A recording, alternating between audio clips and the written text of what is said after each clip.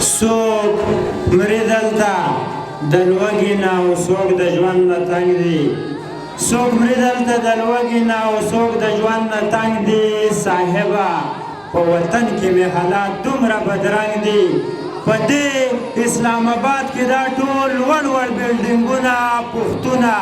دا جوړ شوي ستا د سرو وینو په رنګ دي په دې اسلام آباد کې دا ټول وړ وړ بلډینګونه پوښتونه دا جوړ شوي ستا د سرو وینو په رنګ دي زما د دې وطن ټول ماشومان یې نشیان کړه زما د دې وطن ټول ماشومان یې نشیان کړه کرلې د بارود څه چا په دې خاوره کې بند دي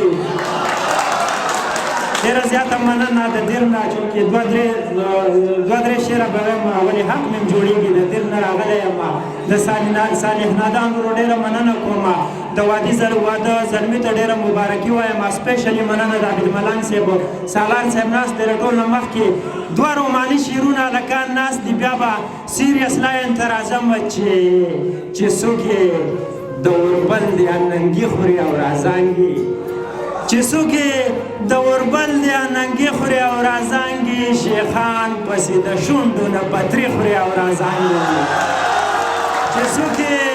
د اوربل دی ننګي خوري او رازانګي شیخان پسې د شونډو نه پتري خوري او رازانګي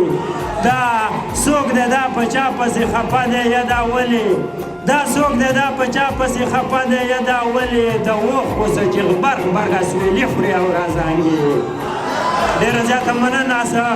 سید سالار صاحب ته په مینه باندې درې شعره ډالۍ کوم چې په سینه لاس ږدمه مفتي صاحب توجه غواړم ښه په سینه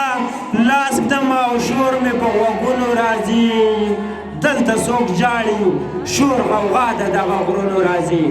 په سینه لاس ږدمه او شور مې په غوږونو راځي دلته څوک جاړي شور غوغا د دغه غرونو راځي په دغه کلي کې څوک شته که نه تپوس یې وکئ د دغه کلي نه درزاري د بمونو راځي په دغه کلي کې څوک شته که نه تپوس یې وکئ د دغه کلي نه درزاري د بمونو راځي سالار صاحب د دې سړي نه تپوس وکئ ډېر ناوخته راځي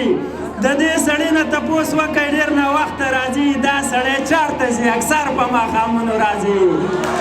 ډېره مننه ډېره مننه هلکان ناست دي څو شعرونه ټیم نه لمه بس یو غزل ویم درې څلور شعره چې هلکان ناست دي روماني شعرونه دي چې ستا د خبرو سالار صاحب ستا د خبرو ستا د کار پته به وس ولګي ستا د خبرو ستا د کار پته به وس ولګي راځه چې کینو که نظر پته به وس ولګي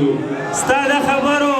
ستا د کار پته به وس ولګي راځه چې کینو که نظر پته به وس ولګي که زه غلط وم جو خدای کو په ټوپک مې وله که ته غلط وې جو بس یار پته به وس ولګي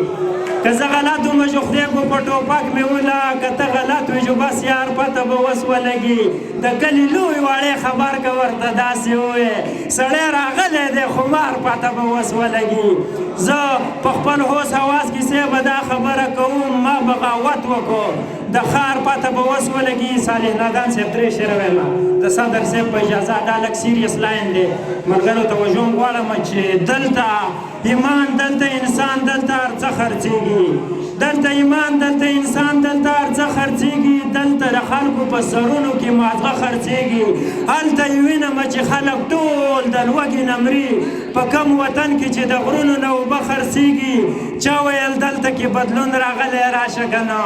چا ویل دلته کې بدلون راغلی راشه که نه په دې وطن کې په یو بل وس پښتانه خرڅېږي ټوپک یې راوړه او دوکان د کفنونو ډک که په دې وطن کې دوکانداره نور څه نه خرڅېږي عمران نظره